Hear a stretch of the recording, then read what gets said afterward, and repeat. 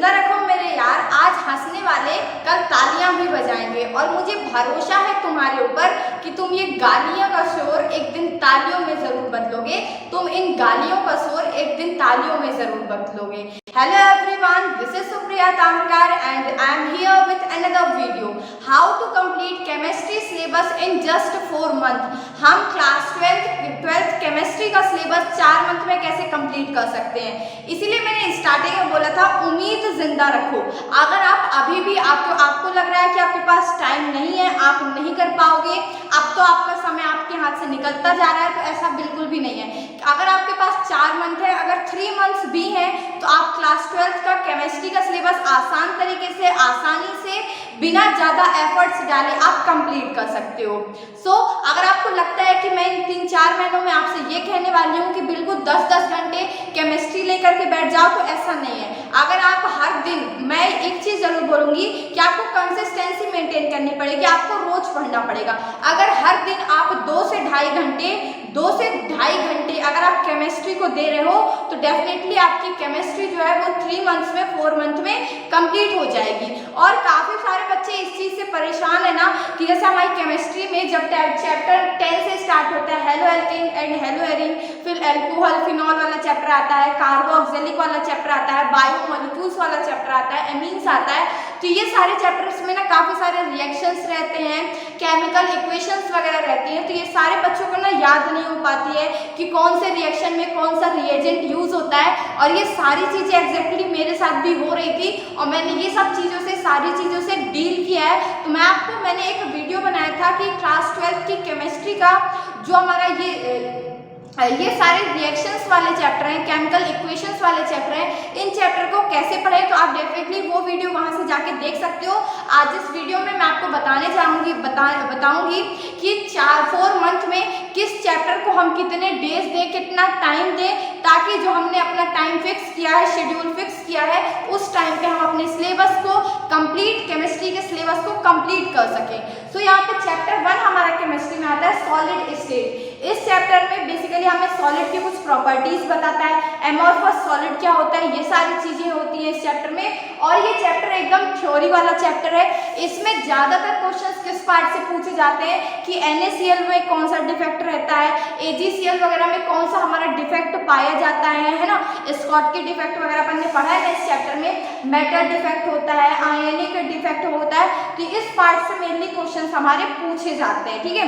और हमसे कभी कभार ये पूछ लेता है कि यूनिट सेल, प्रिमिटिव सेल किस में कितने रहते हैं, रोम्बेस वाले में कितने रहते हैं, ऑक्टाहेड्रल वाले में कितने रहते हैं, वो 7 के 8 केसेस भी है ना, तो वो सारी चीजें इस चैप्टर से पूछ लेता है। और ये चैप्टर पूरा थ्योरी बेस्ड है, इसमें आपको हल्की सी चीजें मेमोराइज करनी पड़ेंगी। तो ये चैप्टर को मुझे लगता है कि आप 5 डेज में डेफिनेटली क्लियर कर सकते हो, क्योंकि इस चैप्टर में ऐसा कोई भी कॉन्सेप्ट, कठिन कॉन्सेप्ट है नहीं, सिर्फ थ्योरी, सॉलिड के बारे में थ्योरी की बने और थोड़ा सा आपको इमेजिनेशन के साथ इस चैप्टर को पढ़ना पड़ेगा। सेकेंड चैप्टर हमारा आता है सॉल्यूशन चैप्टर। इसमें मैंने आपको 7 डेज दिए, क्यों? क्योंकि इस चैप्टर में स्टार्टिंग में तो अपन आसानी से समझते चले जाते हैं, बट इस क्वेश्चन में, इस चैप्टर से मेनली हमारा क्या पूछा जाता है, वो न्यूमेरिकल्स क्वेश्चन आने की प्रोबेबिलिटी इस चैप्टर से ज्यादा रहती है। आइडियल गैस सॉल्यूशन वगैरह के से क्वेश्चन आ जाते हैं और मोलैरिटी और मोलैलिटी से क्वेश्चन ज्यादातर आते हैं। तो इसीलिए यहाँ पे मैंने आपको 7 डेज दिए हैं। आप क्या करना, एक दिन में ना मोलैलिटी और मोलैरिटी जो होती है उसके कई सारे क्वेश्चंस आप प्रैक्टिस कर लेना, जिससे कि जब एग्जामिनेशन में आपके क्वेश्चंस आए तो आप उनमें मिस्टेक ना करें। फिर चैप्टर नंबर 3 है इलेक्ट्रोकेमिस्ट्री। इलेक्ट्रोकेमिस्ट्री बहुत ज़्यादा एक आसान चैप्टर है, इसमें कोई भी ज़्यादा ऐसा कठिन टॉपिक नहीं है। हमें गैल्वेनिक सेल के बारे में पढ़ना है और डैनियल सेल वगैरह के बारे में पढ़ना है, शी और ही के बारे में पढ़ना है। वो लड़का लड़की शी और ही नहीं, वो शी अलग होता है, ठीक है। तो इस चैप्टर में तो ऐसा कोई भी कठिन टॉपिक नहीं मिलेगा आपको, बेसिक से डेफिनेशंस मिलेंगे कुछ, और कुछ आपको न्यूमेरिकल क्वेश्चंस भी इस चैप्टर में मिलेंगे।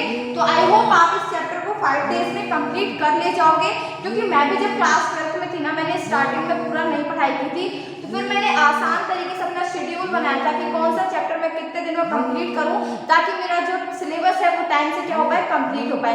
चैप्टर नंबर 4 आता है हमारा केमिकल काइनेमेटिक्स, और इसके लिए मैंने आपको 6 डेज दिए हैं, जो कि सफिशिएंट टाइम है चैप्टर नंबर 4 को को कंप्लीट करने के लिए। इस चैप्टर में मेनली हमारे जो टॉपिक क्वेश्चंस आते हैं वो हाफ लाइफ से आते हैं, फुल लाइफ से आते हैं। वो अपन पढ़े हैं ना, zero half life, first zero order reaction, first order reaction. तो यहाँ पे कैसे क्वेश्चन आते हैं कि ये कौन सा ऑर्डर है, कि इस रिएक्शन का ऑर्डर पता लगाओ। अपन को डिफरेंट डिफरेंट टाइम दे देगा, कितना टाइम में रिएक्शंस कंप्लीट हो रहे हैं, तो अपन से ऑर्डर वगैरह पूछता है। तो इस चैप्टर में तो मेनली यही सारी चीजें पूछी जाती है कि ऑर्डर से तो क्वेश्चन आना निश्चित रहता है कि इसका ऑर्डर क्या है, मोलैरिटी क्या है, फ्यूडोसोडिक रिएक्शंस क्या होते हैं, ये सारी चीजें चैप्टर 4 में हमें पढ़ने मिलती है। फिर चैप्टर हमारा 5 आता है सरफेस केमिस्ट्री, और ये एक बहुत ज़्यादा आसान चैप्टर है। केमिस्ट्री क्लास 11th के कंपैरिजन में मुझे क्लास 12th की केमिस्ट्री आसान लगती है, क्योंकि मैंने ये खुद प्रैक्टिकली चीज़ें देखी थी कि क्लास 12th की जो हमारी केमिस्ट्री है वो हमें क्लास 11th की केमिस्ट्री से आसान पड़ती है। सरफेस केमिस्ट्री में भी दो तीन चीज़ें जो हम क्लास 10 में पढ़ते थे कि सोप वगैरह कैसे वर्क करती हैं, डिटर्जेंट वगैरह में कैसे लेदर वगैरह फॉर्म होता है, इस चैप्टर में हमें यही पढ़ना पड़ेगा। और इस चैप्टर में हम पढ़ेंगे कि फिजियोकेमिकल रिएक्शंस क्या होते हैं, केमियो ऑप्शन क्या होता है, ये डिफरेंस वगैरह इस चैप्टर से पूछा जाता है। तो 5 डेज में आप इस चैप्टर को, 5th चैप्टर को 5 डेज में आप कंप्लीट कर सकते हो। चैप्टर नंबर 6 देखो, जनरल प्रिंसिपल एंड प्रोसेसेस करके ये चैप्टर है, और इस चैप्टर में ये पूरा आपका थ्योरेटिकल चैप्टर है। आपको इसमें कुछ चीजें याद करनी पड़ेगी, इसलिए मैंने इस चैप्टर को आपको 6 डेज दे रखे हैं। और चैप्टर नंबर 7 जो कि आता है पी ब्लॉक एलिमेंट, सबसे ज्यादा वेटेज हमारी पूरे केमिस्ट्री के चैप्टर्स में से सबसे ज्यादा वेटेज हमारे चैप्टर पी ब्लॉक एलिमेंट का होता है। और काफी बच्चे इस चैप्टर से डर जाते हैं और काफी बच्चे इस चैप्टर को छोड़ने लग जाते हैं, बट मेरी ये बात मान लेना कि आपको पी ब्लॉक जो हमारा चैप्टर है वो बिल्कुल भी छोड़ना नहीं है, क्योंकि इससे 8 मार्क्स के क्वेश्चन आता है एग्जाम में, सोच सकते हो 8 मार्क्स का क्वेश्चन इस चैप्टर से हमारा आता है, जो कि एक बहुत ही ज्यादा वेटेज अपन कह सकते हैं कि बहुत ज्यादा वेटेज है। तो इस चैप्टर में आपको क्या करना है, थोड़ा सा ना डेली रिवाइज करके चीजों को पढ़ना, क्योंकि इस चैप्टर में कुछ भी समझने वाली चीजें नहीं है, थ्योरी वाला चैप्टर है। आपको इसमें आपको याद करना पड़ेगा, हर एलिमेंट के बारे में याद करना पड़ेगा। तो क्या करना ना, आप जैसे आज आपने 2 घंटे पढ़ाई की, 2.5 घंटे पढ़ाई की, जब कल आप स्टार्ट कर रहे हो तो आधे घंटे दे के, 15 मिनट दे के, 20 मिनट दे के आप उसके प्रीवियस डे आपने जो भी पढ़ा था वो चीज को आप क्या कर लेना, रिवाइज कर लेना, ताकि ये चैप्टर आपको भूले नहीं, क्योंकि थ्योरी है, हम याद करेंगे, मेमोराइज करेंगे तो वो डेफिनेटली हमें भूलने लग जाता है ना।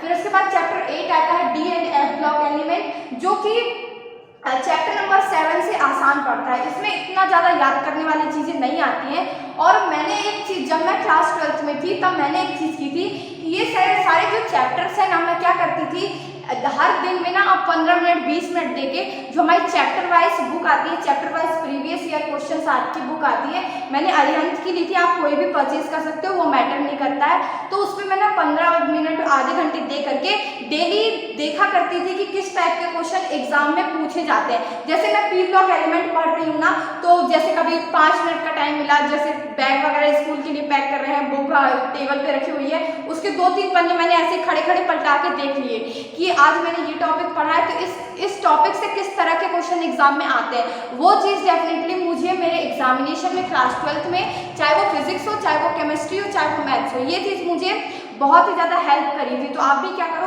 चैप्टर वाइज जो हमारे क्वेश्चन बैंक आते हैं वो आप परचेज कर लो, 200 के अंदर आपको बुक मिल जाएगी, ऐसा कोई भी नहीं है। मैंने तो फ्लिपकार्ट से, उस टाइम लॉकडाउन चल रहा था तो मैंने फ्लिपकार्ट से ही मंगा लिया था। तो आप भी वो चैप्टर वाइज बुक मंगा लो और उस पर कंटिन्यू आप देखते रहा करो कि प्रीवियस ईयर क्वेश्चंस में, प्रीवियस ईयर में किस टाइप के क्वेश्चंस इस चैप्टर से पूछे गए, ताकि आप वेल प्रिपेयर्ड रह सको उस लेवल के, उस टाइप के क्वेश्चंस के लिए। फिर चैप्टर नंबर हमारा 9 आता है कोऑर्डिनेशन कंपाउंड, जो कि बच्चों को लगता है ये एक कठिन चैप्टर है, इसमें नेमिंग वगैरह काफी सारे बच्चों को नहीं बनती है। तो आप स्टार्टिंग में क्या करना, थोड़ा सा इसे एनसीईआरटी से नहीं फॉलो करके अपनी रेफरेंस बुक से, जो भी आपके पास रेफरेंस बुक है उस बुक से पहले आप इसका जो कंपाउंड होते हैं उनकी एक दिन में आप आराम से नेमिंग सीखना, सिर्फ एक दिन में आप नेमिंग बस सीखना और कुछ किसी भी चीज को, टॉपिक को मत टच करना। इस चैप्टर के अगर आपने नेमिंग को क्लियर कर लिया तो एक मार्क्स 2 मार्क्स का क्वेश्चन तो इस चैप्टर से नेमिंग का जरूर आता है कि कंपाउंड का नेम लिखने के लिए। फिर आप बाकी अगर आपको नेमिंग आने लग जाएगी तो आप इस चैप्टर को आसानी से फिर आगे और कर सकोगे। तो चैप्टर नंबर 9 के लिए मैंने 8 डेज दिए। फिर चैप्टर नंबर 10 आता है, यहाँ से हमारे रिएक्शंस वाला पार्ट, जो हमारी ऑर्गेनिक केमिस्ट्री वाला पार्ट रहता है वो स्टार्ट होता है। पहला chapter halo alkane and hello Erin, chapter number 10 है, सॉरी। तो हमारा halo alkane and hello arenes होता है। इसको मैंने चैप्टर नंबर 10 को 10 डेज दिए हैं, क्योंकि यहाँ से अपना स्टार्ट करेंगे केमिकल रिएक्शंस वगैरह, बेसिक सी चीज़ें अपन इस चैप्टर में भी लर्न करेंगे। तो मैं चाहती हूँ कि जो आपका बेस रहे वो स्ट्रॉन्ग हो जाए, ताकि आपको आगे के चैप्टर्स में कोई भी दिक्कत ना जा रही हो। ये चैप्टर जिस सीरियल वाइज से यहाँ पे गिवन है, जिस सीरियल वाइज से आपकी बुक में गिवन है, वही सीरियल फॉलो करके आप पढ़ना। और आप देखोगे कि जब आप शुरू के 2 चैप्टर पढ़ लोगे, स्टार्टिंग के 2 चैप्टर, तो बाकी चैप्टर्स में जो रिएक्शन आएंगे, काफी सारे रिएक्शन तो कंटिन्यू रिपीट होने लग जाएंगे और आपको लगेगा ये चीज तो मैंने पहले ही पढ़ी है। तो चैप्टर नंबर 10 को आप 10 डेज दोगे। चैप्टर नंबर 11 है जो कि हमारा एल्कोहल, फिनॉल एंड ईथर को भी आप 10 डेज दे रहोगे। इसीलिए मैंने स्टार्टिंग में ये 2 चैप्टर्स को 10 डेज दिए, ताकि आपको बेसिक चीजें आसान हो तरीके से आप इस चैप्टर में अच्छे से रिएक्शंस याद कर लो। तो वो रिएक्शंस आपको आपके आगे वाले चैप्टर्स में भी क्या करेंगी, हेल्प करेंगी। चैप्टर नंबर 12 देखो, aldehyde, ketone and carboxylic acid. ये चैप्टर थोड़ा सा एक लेंथी चैप्टर पड़ जाता है, तो इसीलिए मैंने इस चैप्टर को 12 डेज दिए हैं।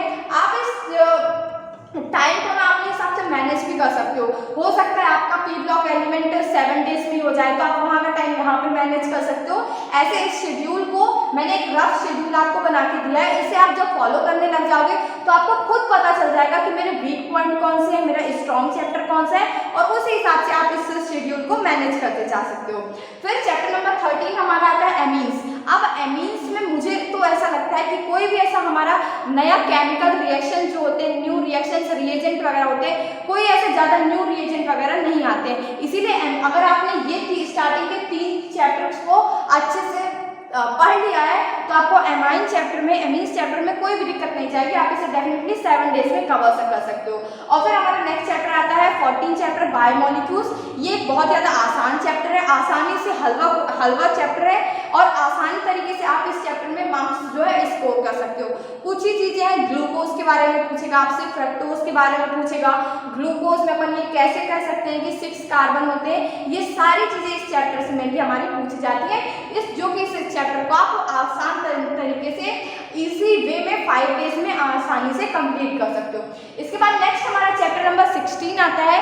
काफ़ी बार ये चैप्टर डिलीट हो जाता है, काफ़ी बार ऐड हो जाता है, तो अगर आपके सिलेबस में ये चैप्टर इस ईयर है तो उसे आप जो हमारा चैप्टर है केमिस्ट्री इन एवरीडे लाइफ को कितने दिन दे रहोगे, 6 डेज। ये चैप्टर वैसे सब बच्चों को बहुत आसान लगता है, फिर भी मैंने इस चैप्टर में 6 डेज इसलिए दिए क्योंकि हमारे बोर्ड एग्जाम में तो चैप्टर नंबर 16 से काफ़ी बार क्वेश्चंस 1-8 मार्क्स का ही आता है, बट जो बच्चे जेई के लिए प्रिपेयर कर रहे हैं, नीट के लिए प्रिपेयर कर रहे हैं, तो वो इस चैप्टर पे अच्छे से फोकस करना, क्योंकि इस चैप्टर से नीट के एग्जाम में, जेई वगैरह के एग्जाम में डेफिनेटली क्वेश्चंस पूछे जाते हैं। 3-3, 4-4 मार्क्स, 3-3, 4-4 क्वेश्चन डायरेक्टली आ जाते हैं इस चैप्टर से, तो इस चैप्टर को आप बिल्कुल भी लाइटली लेके मत चलना।